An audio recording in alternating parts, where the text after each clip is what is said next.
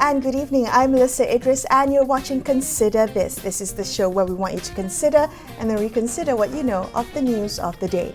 The seizure of Petronas assets as part of the $15 billion arbitration award to the descendants of the last Sultan of Sulu have highlighted the seriousness of their claim over Sabah.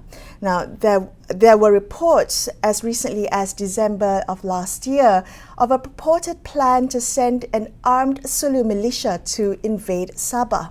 So what risks does Sabah face in this issue if this issue is not adequately and conclusively addressed? Joining me now is former Chief Minister of Sabah, Datuk Seri Panglima Shafiee Afdal. Datuk Seri, thank you for being on the show today. Can we begin our conversation by looking at the most recent developments in the Sulu Sultanate claims? Has Putrajaya underestimated the seriousness of these descendants' claims over the territory? Well, Assalamualaikum warahmatullahi ta'ala wabarakatuh.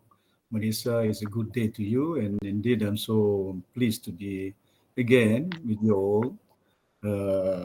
It is indeed a very important issues that you have just asked me with regard to the security of the country, but at the same time, what is happening in Azerbaijan as well, the seize of the assets by Petronas. I think it is a wake-up call. I mean, I have been saying this.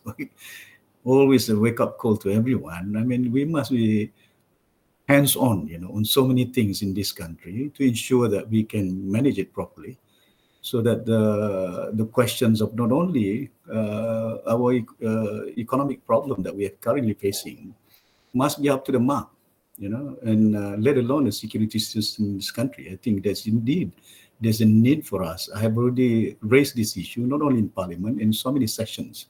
During my term when I was then in federal as a minister, similarly when I was then the chief minister of Sabah too.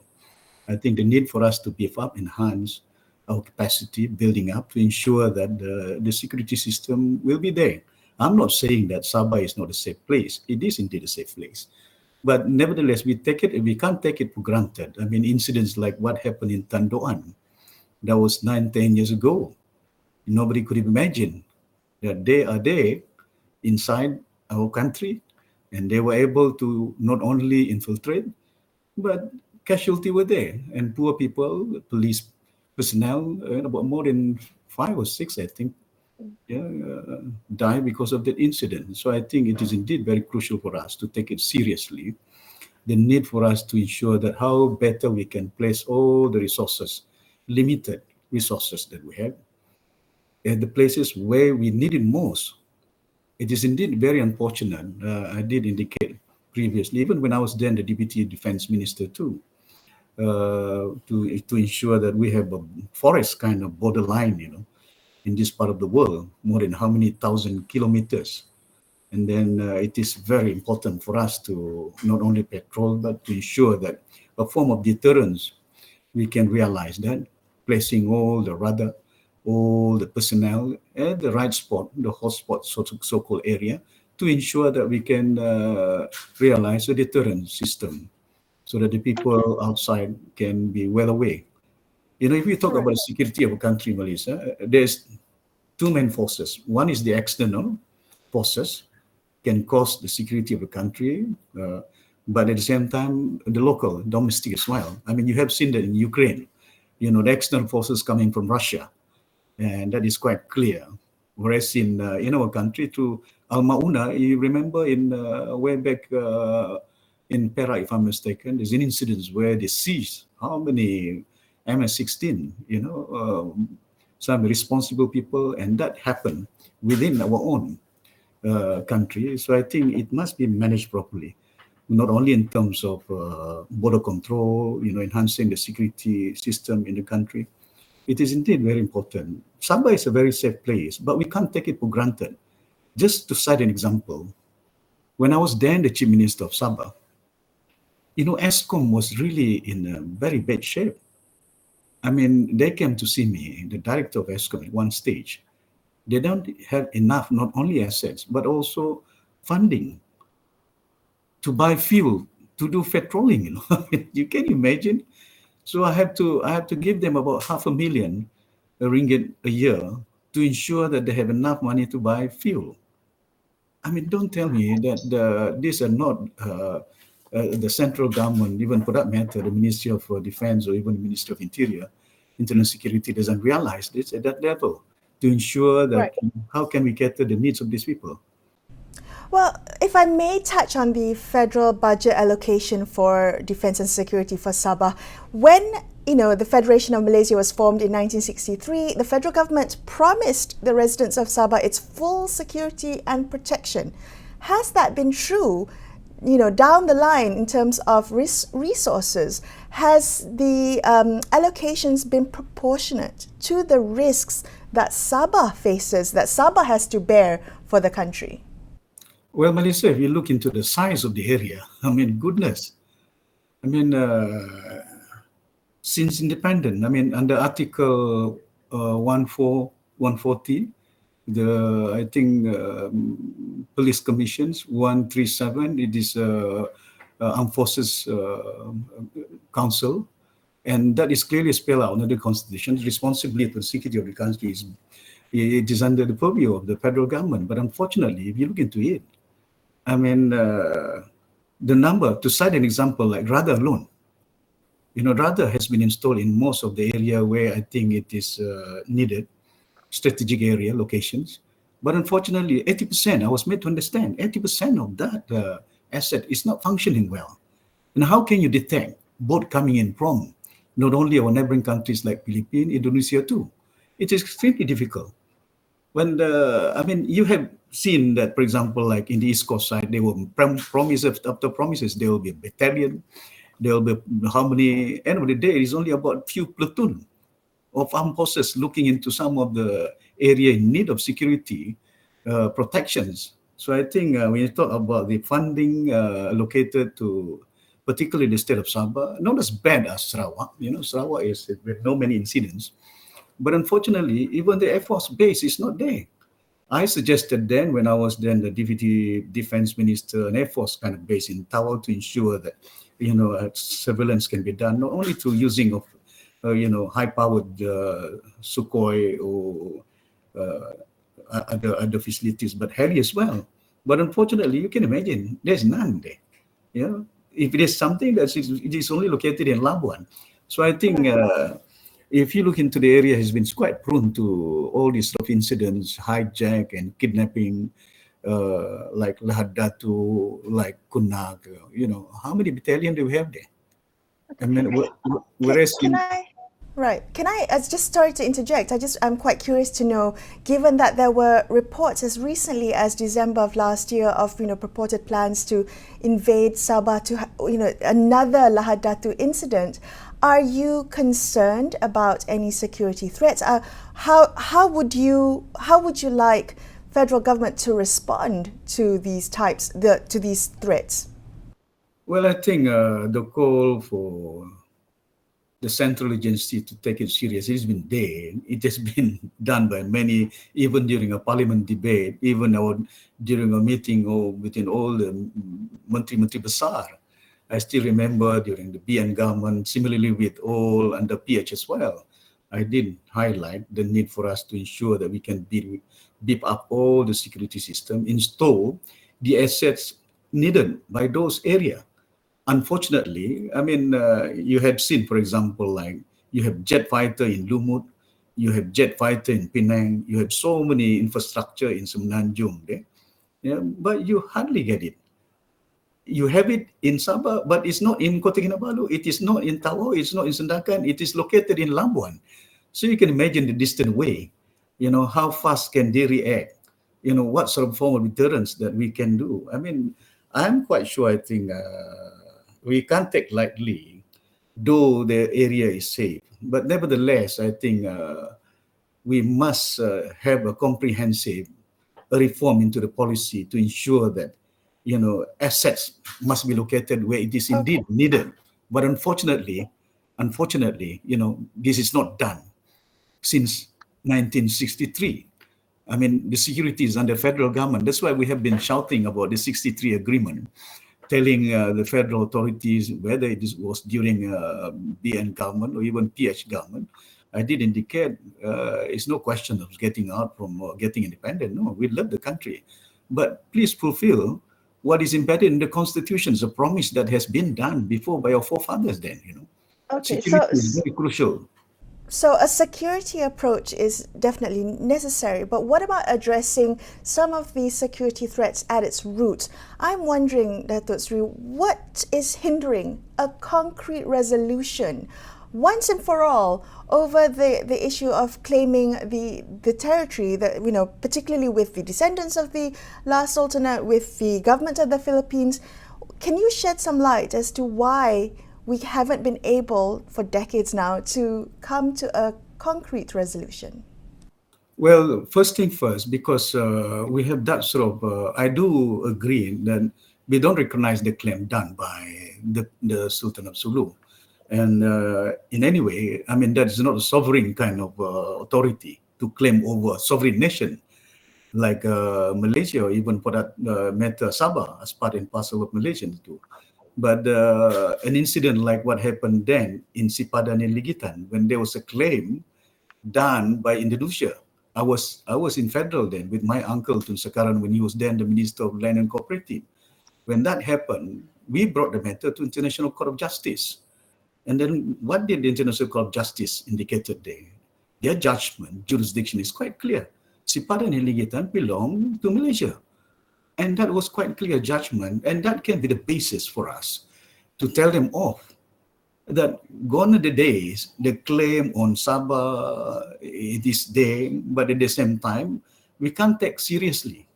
I mean, you can resolve international relations, not just to, of course, you don't recognize the claim, but how best we can address the issues through other means, economic trade ties, with our neighboring countries to ensure that it has never been there before, I remember when our forefathers signed about how we formed Malaysia, and there was a consultation done by the late Tunku Abdul Rahman together with President of the Philippines, President of Indonesia, Sukarno at that time, and at the end of the day, they did agree. And that's how the amount of 5,000 was realized and agreed upon. Yeah. Well, so I didn't know what happened then. It was somehow terminated in 2013. And it should have been dealt with. Of course, it is indeed very important the federal government to take it seriously. Right. Don't recognize the claim, but beef up the security of the place, which is mostly affected almost every now and then. Recently I spoke to the Chief Inspector General of Police and also the Commissioner of Police of Sabah when he pronounced, a curfew in eastern part of Sabah.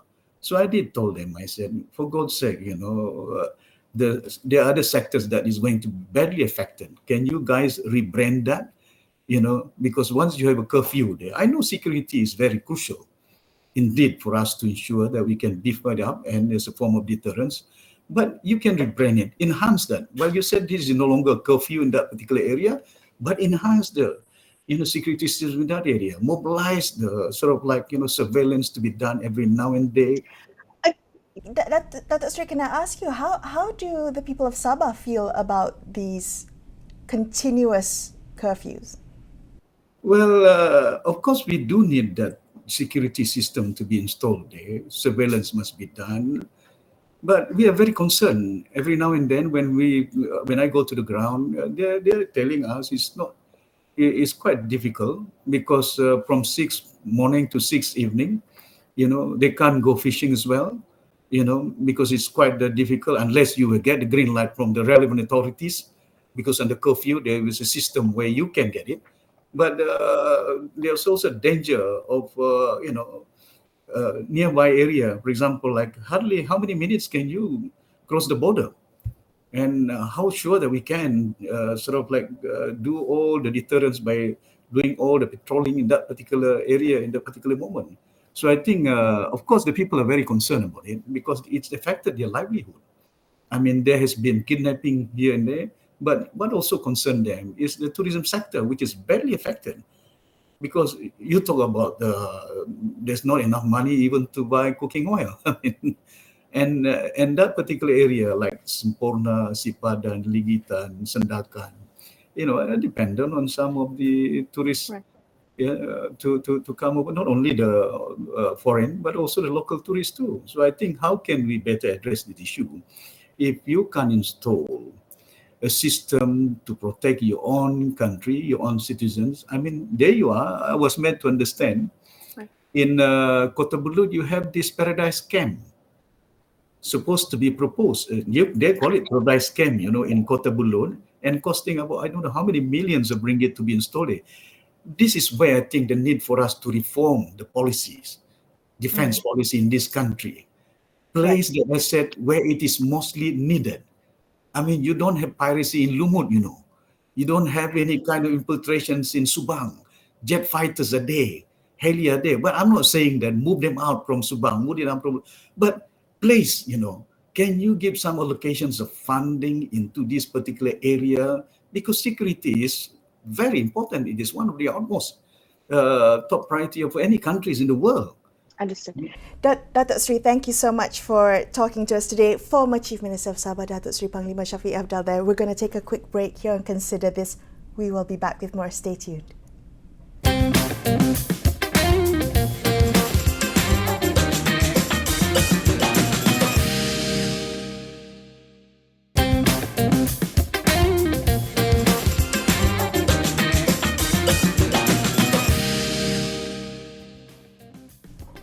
Hi, you're watching Consider This. I'm Melissa Idris. Now, recent headlines about the asset seizures by the successors in interest to the last Sultan of Sulu have highlighted not just the seriousness of this territorial dispute, but also the security threats borne by the eastern Malaysian regions on the island of Borneo. Now, to discuss this further, we have on the other end of this call, Fikri A. Rahman. He is Head of Foreign Affairs at the Research Institute, Bait Al-Amanah. Fikri, thanks for joining us. You recently co-wrote an article in which you called for renewed attention to Malaysia's Bornean provinces. You argued that there are growing threats, particularly non-traditional security threats. And I thought we could begin there. Help us understand what you mean by this. What are these non-traditional security threats and where are they coming from? Thank you very much, Melissa, for having me. So basically, non-traditional security threat is something that has been done by non-state actors. And currently, we are seeing there's a lot of reports reporting on the East Malaysia security, especially on the threat on terrorism and cross-border crimes, kidnap for ransom, and also illegal immigrant. And currently, we can see that there's a growing activities made by Abu Sayyaf Group. And that kind of activities by the terrorist group has led to multiple curfews in S zone, including 7 districts, Kunak, Sadakan, Tawau, Lahad Datu. So these curfews dusk till dawn 6 p.m. to 6 a.m. has been initiated to curb the cross-border activities, especially the threat from Abu Sayyaf Group. Although we can see that the threat has been manageable since especially during the pandemic, but it currently since last year, since the activity has been grown since then. So that's why the curfew has been done. And also there's a intelligence report saying that Sabah has been used as a transit point for Indonesian militants to go to Philippines via Sabah for their terrorist activities. So this is kind of worrying, considering that terrorism has been growing near our borders. And also we can see that previously we have Lahad Datu incursion by Jamalul Kiram, and this is a turning point for East Malaysia security to act against growing threat, also future threats that led to the ESCOM initiation. So we also have a kidnap for ransom since, thank you. I do want to just very quickly jump in there. You talked about S Zone, the Eastern Sabah Security Zone, and the curfews, that the continuous imposition of curfews within that region. Has that been successful in reducing some of these non-traditional security threats, as you mentioned, kidnapping for ransom and armed robberies and the like? Currently, our threat has been manageable. I mean, there's no kidnap for ransom activities or acts since early 2020. And but again, the curfews was aimed to mitigate the threat instead of because there's a report that the threat is growing, but there will the curfews was to prevent from acts to happen. So technically, the threat is still manageable in Malaysian security, but it is growing. The threat is still there. So you said mitigating these threats, not addressing the root causes of the threats. And you talked about the Lahad Datu incursion, following which the government had set up ESCOM, the Eastern Sabah Security Command. Is ESCOM effective in your opinion? ESCOM has been effective, although there has been criticism by towards ESCOM on prevent the cross-border crime. But technically, ESCOM has been done a really good job. The issue is currently ESCOM needs to be enhanced by the government in terms of enhancing the assets and given a proper fund to empower ESCOM. I think last year's report has mentioned that ESCOM commander has mentioned that ESCOM needs a good amount of assets and also enhanced assets in order for ESCOM to do better in patrolling our East Coast borders. Okay, so has the budget allocations increased for, proportionate to, as you say, the growing threats, the risks that Sabah has to bear?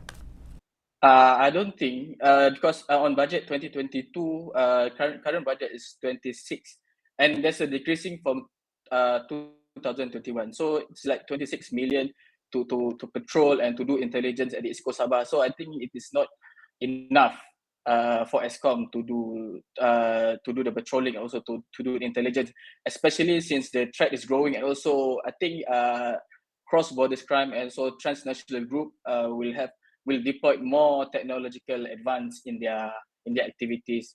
And also we can see that illegal immigrants will be coming, the numbers will be growing. So funds is needed, but considering that we are having currently a pandemic and also global economic downturn, so we might be seeing, for now on ESCOM, we might be seeing that there's no much fund will be injected on ESCOM.